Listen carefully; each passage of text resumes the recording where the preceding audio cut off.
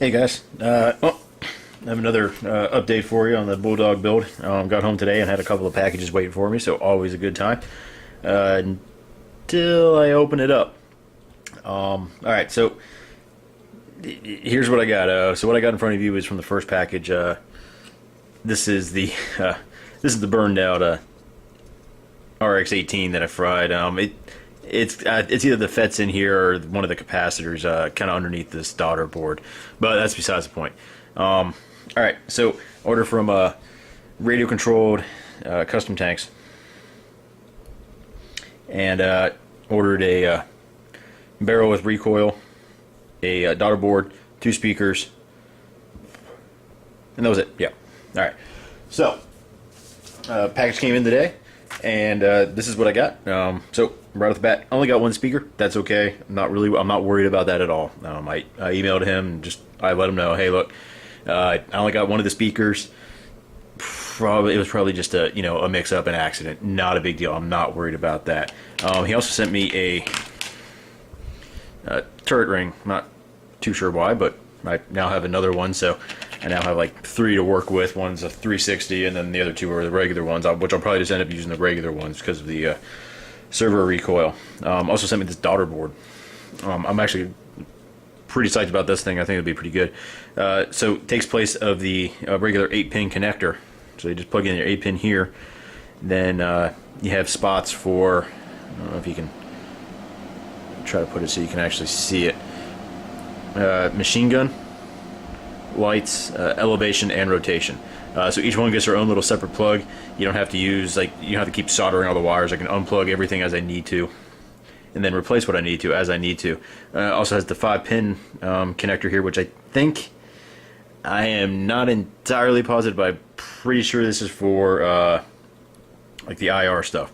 So it has a in and an out on it. So you plug in one end, as far as I'm pretty sure, plug one end into the RX-18, other end plug into your actual system itself. So awesome, and it also has a little jumper plug up here. One for move it over to either Henglong or Taijin. So nice little board. Only downside I can really see with this thing, I obviously haven't hooked it up yet, so I haven't had a chance to try any of it, is the lack of mounting ability on it. I actually kind of thought this thing would have come with at least a couple of holes in the PC board to allow you to kind of mount it somewhere, which means I'll end up having to drill these holes, and I really hope I don't break it. But it looks like I've got enough room on the back side. I don't know if you can actually see the leads and the lines on it, but I got enough room on the corners that I should be able to. Alright, so that's the good. Here's the bad. Alright, so this is my new barrel and recoil unit that I ordered, and here's why I think it's bad, and I might be completely wrong. If I am, please comment, let me know. But here's the deal. So I paid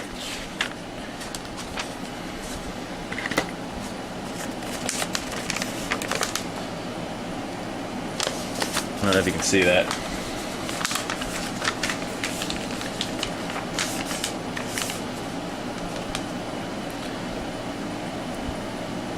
There. That's what I paid for everything.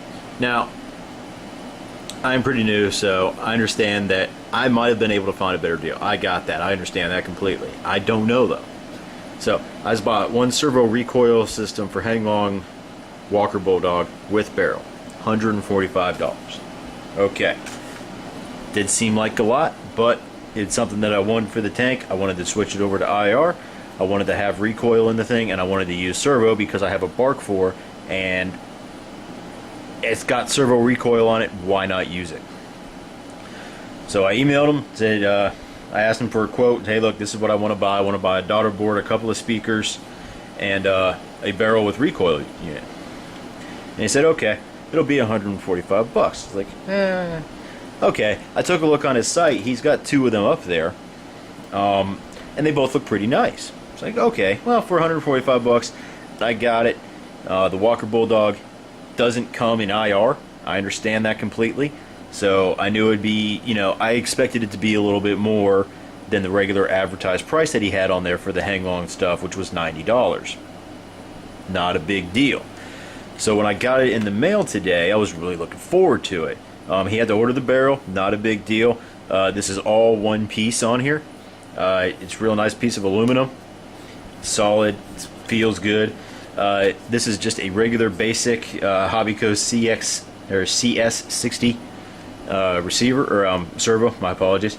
So that runs for about 12 bucks. So for the $145 that I paid for it, I am guessing that the barrel itself must have cost about $100 easy.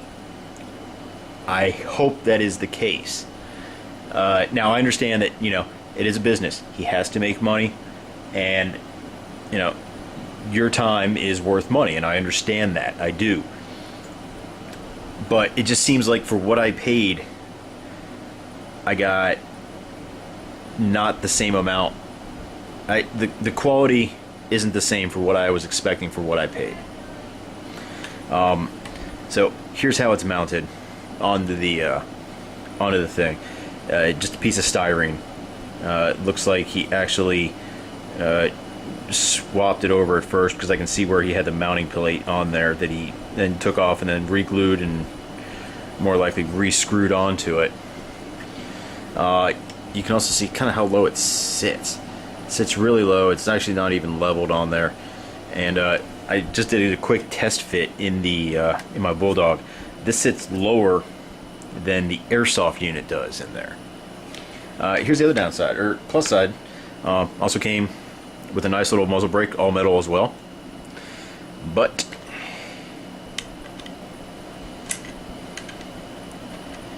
it does not fit on the barrel. I'm giving it some pretty good force right now, and it's not fitting. So I'm gonna have to shave the barrel down now,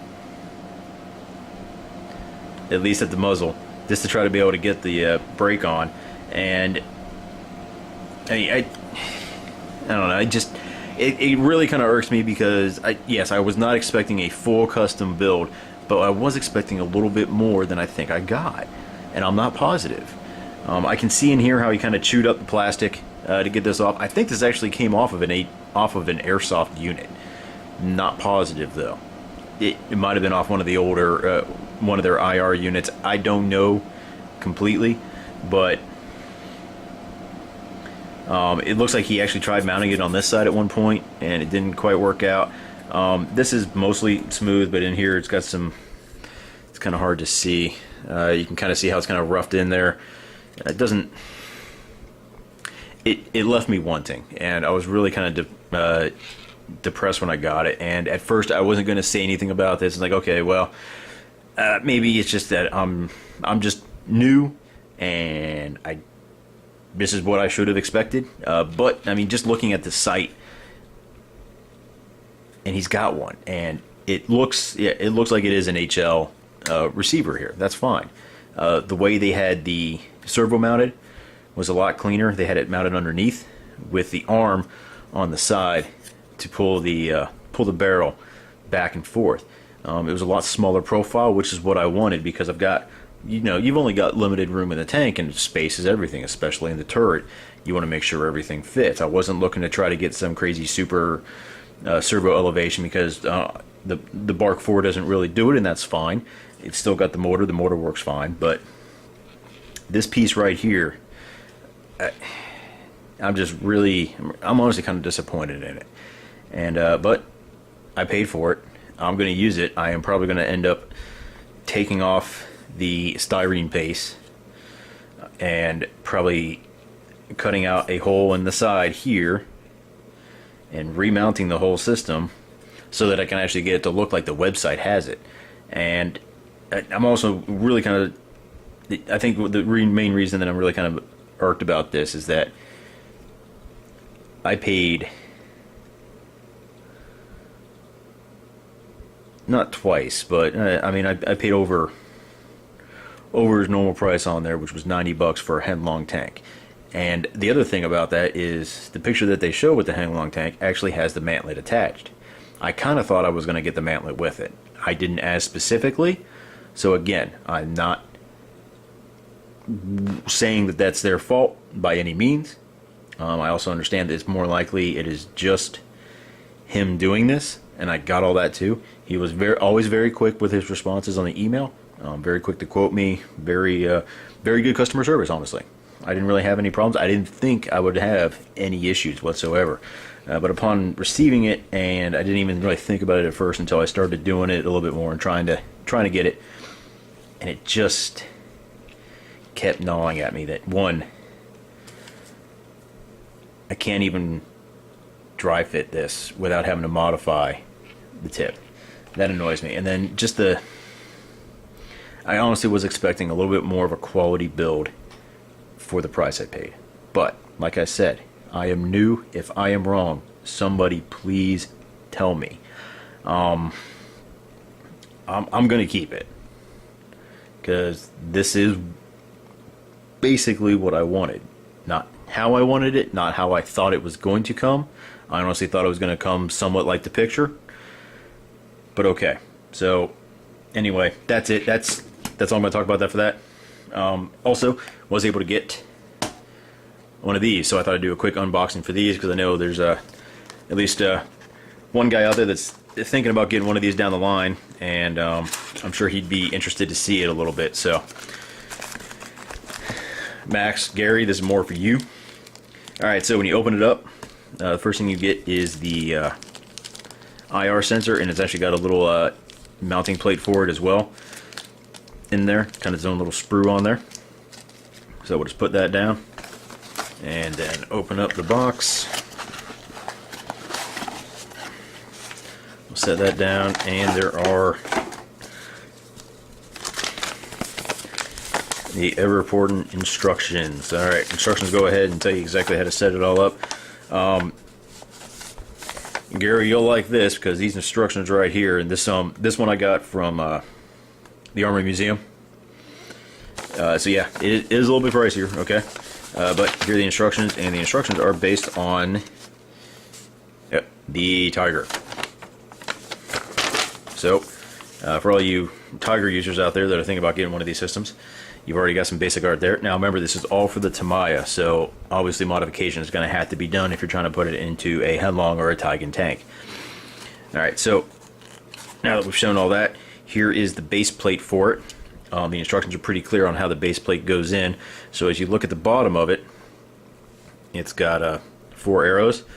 Now this flat piece right here is the front of the turret. So it'll just kind of sits in the turret like that. Now on the Tamiya Tiger, it looks like it actually had a pretty easy way to mount it. But I've got something else planned for this mounting plate anyway. So I'm not too worried about working on this.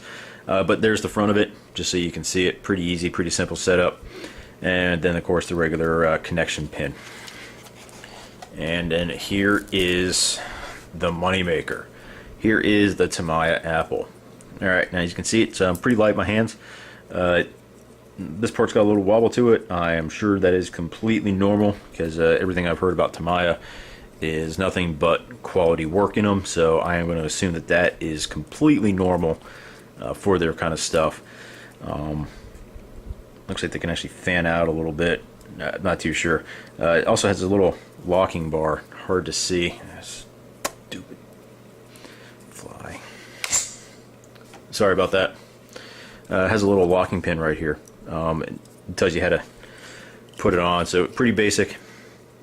It's got a little divot there, a little divot there. Everything just locks on, and this actually locks in with the tank, as I understand the instructions. But like I said, I'm not too worried about that. So that is how a Tamiya Apple will sit as you are looking at the tank from the barrel, looking down the barrel on top of the turret. So that's how they'll sit, Gary, just like that. And then the instruction manuals actually talk about setting it up, obviously for Tamiya. So for like your IBU2 or even the Clark, you'll have to obviously use their instruction sets. But it talks about everything on here really quick. how the front looks for the maximum shooting range. They say it's about 3 to 30 meters indoors. Also talks about your invulnerability time after you've been destroyed and reset. Goes over all of the different class switches, such as heavy, medium, light, and testing. Also talks about the damage ratios. So anyone that's looking to get into IR battling, most of the IR battles, or most of the clubs events, from what I've been able to understand, predominantly use the Tamiya Apple, which is why I bought one. And they also go off of most of these scales too, as far as I understand it. So as far as like your speed decreases with the hits and reload times of your tanks, it also goes over a nice little feature I didn't know Tamiya had, but not too surprised, is that you have a test mode on this, and the test mode will allow you to point to a white wall and shoot, and it'll reflect back and tell you that your tank got hit, letting you know that the system is actually working. Now the way this is built is the IR flash goes on the Tamiya tank, on the Tamiya Tiger. All right, kind of hard to see on this one, but as you can see, it actually plugs in to a port right up there, and they even show you exactly how you need to do it. So they tell you to go ahead and drill a 6mm hole in the turret right there, so you can go ahead and plug it in. But that is it. So Gary, this is what a Tamiya Apple looks like. Looks like it's pretty simple. Now it also plugs in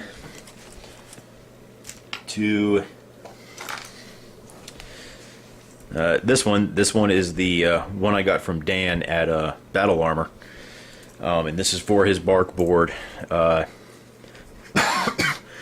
the way he has it set up is his bark, here's the positive wire, and here's positive on the Apple itself. So all it does is